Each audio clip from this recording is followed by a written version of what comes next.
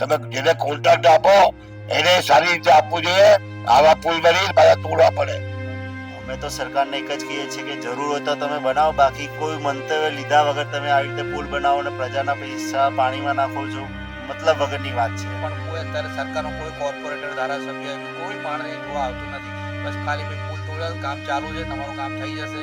પણ અત્યારે એક દિવસ માટે રોજ રોજ ખર્ચા ઊભા થાય છે. ખર્ચાને પહોંચી વળવા વેપારીનું મન જાણે છે કે કઈ રીતના આને પહોંચી વળવું, અને એની પહોંચી વળવા માટે બી લોન લે તો લોનના હપ્તા ચાલુ રહે છે. આ બધું કેટલી તકલીફો છે. જે સરકાર જાગે, અમારી સામે જોવે તો ઘણું સારું છે. કેટલા પુલ નકામા થઈ ગયા છે. બધા સુભાષ બ્રિજ તો પુલ પર નકામો થઈ ગયો છે. પછી તમે શું સ્માર્ટ સિટી બનાવશો? સાચો ગુજરાતીમાં એક કહેવત છે કે પાપ એ છાપરે ચડીને પોકારે છે, પણ અમદાવાદમાં આ ભ્રષ્ટાચારનું પાપ એ બ્રિજે ચડીને પોકારે છે. હા, હું એ જ હાટકેશ્વર બ્રિજની વાત કરી રહ્યો છું કે જે 2017માં તૈયાર કરવામાં આવ્યો હતો 42 કરોડ રૂપિયાના ખર્ચે. આ પૈસા કોના હતા? આ જાહેર જનતા, આ અમદાવાદીઓના ટેક્સના રૂપિયાના પૈસા હતા, એમની પરસેવાની મહેનત કમાણીના પૈસા હતા જે આ બ્રિજ પાછળ ખર્ચવામાં આવ્યા હતા. અને 2017માં જે ખુલ્લો મુકાયો અને માત્ર 3 વર્ષની અંદર આ બ્રિજે પોતાનો દમ તોડવાનું ચાલુ કરી દીધું. આ બ્રિજ 2022માં વાહન ચાલકો માટે પ્રતિબંધ મૂકવામાં આવ્યો કે ભાઈ આ બ્રિજ ઉપર હવે વાહન નહીં ફરે. કારણ કે આ બ્રિજ હવે ખામીયુક્ત સાબિત થઈ ગયો છે. તો 2025માં સાંભળજો, 22માં બંધ કર્યું, વાહન ચાલકો માટે પ્રતિબંધ મૂકવામાં આવ્યો. 2025માં એનો તોડવાની કામગીરી હાથ ધરવામાં આવી. એટલે 22 થી લઈને 25 સુધી આ કલંકરૂપી ભ્રષ્ટાચારના કલંકરૂપી આ બ્રિજ એ યથાસ્થિતિએ રહ્યો. અને એના કારણે શું થયું? ટ્રાફિકની સમસ્યા થઈ. આમાં જાહેર નાગરિકો ધંધે લાગી ગયા, ગુજરાત પોલીસ, ટ્રાફિક પોલીસ પણ ધંધે લાગી ગઈ, ધંધા કરનારા ધંધાદારીઓ પણ ધંધે લાગી ગયા. અને હવે આ બ્રિજને તોડવાની કામગીરી જે હાથ ધરવામાં આવી રહી છે એ પણ બહુ જ કાચબા ગતિએ, ધીમી ગતિએ આગળ વધી રહી છે. એના કારણે ટ્રાફિકની સમસ્યા ઉત્પન્ન થાય છે. એના કારણે તમે જુઓ કે લોકોના ધંધા પડી ભાંગ્યા છે.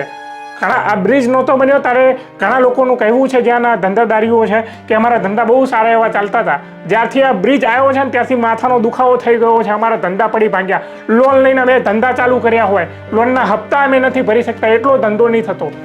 રાહુલ દેસાઈનો આ રિપોર્ટ તમે જોઈ શકો છો કે જેને ગ્રાઉન્ડ લેવલ રિપોર્ટિંગ કર્યું છે અને આખી પરિસ્થિતિ તમને વર્ણવી છે. આ પુલ જ્યારથી નવો બન્યો ત્યારથી અમને તકલીફ છે. આ પુલ જ્યારથી બન્યો ત્યારથી અમારી દુકાન બંધ છે. રોજ માટી ઉડે છે. મારે જ્વેલર્સની દુકાન છે, રોજ માટી સાફ કરવી પડે છે.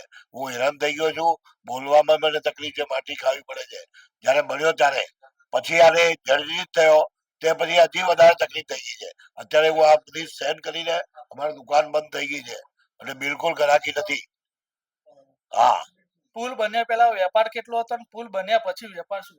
પુલ બન્યા પહેલા સારામાં સારો વેપાર હતો. નીચેથી પબ્લિક જતી હતી ને વેપાર પણ સારો હતો. હવે બન્યા પછી 10% ગ્રાહકી રહી નથી.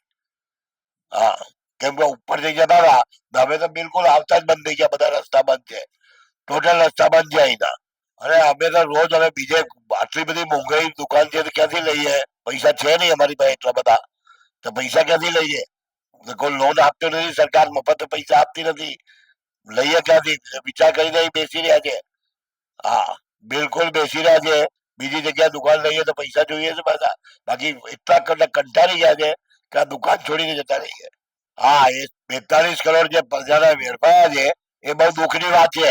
આમ તો તમે ટેક્સમાં 1 રૂપિયો રાહત આપતા નથી અને પુલના પૈસા બધા મફતમાં ગયા છે. તો કોંગ્રેસ વાળાએ આ બધું ઉપર જોયું એટલે આ પુલનું વિનાશ થઈ ગયું, સમજી લો. અને સરકારના બધા પૈસા વેડફાઈ ગયા છે. હવે તોડવાના બીજા પૈસા આપવા પડે છે. હા, અમારા સરકારને મેસેજ છે, આવો કાર્ય તમે ના કરો જેથી બરબાદી ઊભી થાય અને અમને બધાની પબ્લિકને તકલીફ પડે. આવો કાર્ય કરતાથી પેલા ચેતવું જોઈએ. તમે જેને કોન્ટ્રાક્ટ આપો એને સારી રીતે આપવું જોઈએ. આવા પુલ બની પાછા તોડવા પડે. આ કલંક છે એક જાતનો, એ કલંક છે એક જાતનો. પણ આ સરકાર તો એવું કહે છે કે અમદાવાદ સ્માર્ટ સિટી બનવા જઈ રહ્યું છે. સ્માર્ટ સિટી બનવા જઈ રહ્યો છે તો પછી આવા પુલ નકામા, કેટલા પુલ નકામા થઈ ગયા છે. બધા સુભાષ બ્રિજ તો પુલ પર નકામો થઈ ગયો છે. પછી તમે શું સ્માર્ટ સિટી બનાવશો? કે સ્માર્ટ સિટી બનાવવામાં તો વાર લાગે. આમાં સ્માર્ટ સિટી ના બને. આજે અત્યારે પુલ તૂટી રહ્યો છે, એના કારણે જે હવા ધૂળ બધું ઉડે છે અને સ્વાસ્થ્ય માટે હાનિકારક છે. અરે ધૂળ એટલી બધી ઉડે છે કે મારે મારા ગળામાં તકલીફ થઈ ગઈ છે, માથી ખાવી પડે છે, જમવાને બદલે માથી ખાવી પડે છે એ દશા છે. અને મારા વાહન બિલકુલ એક દિવસમાં કાળા થઈ જાય છે. એટલી બધી ખરાબી થઈ ગઈ છે કે તમે વાત પૂછો નહીં, અમે કંટાળી ગયા છે કે શું કરીએ એનું. અમારી પાસે કોઈ વિકલ્પ નહીં, બીજો અમારે કોઈ ધંધો છે નહીં તો અમે બીજી જગ્યાએ જતા રહીએ. આવી હાલત છે અમારી. આ બ્રિજ તૂટ્યાથી બહુ તકલીફ પડી રહી છે. આજે 6 મહિના થઈ ગયા છે. બહુ માટી બી ઉડી રહી છે. ઘરાકીમાં બી ઘણો ફરક પડી રહ્યો. કોઈ ગ્રાહક આવતા નથી.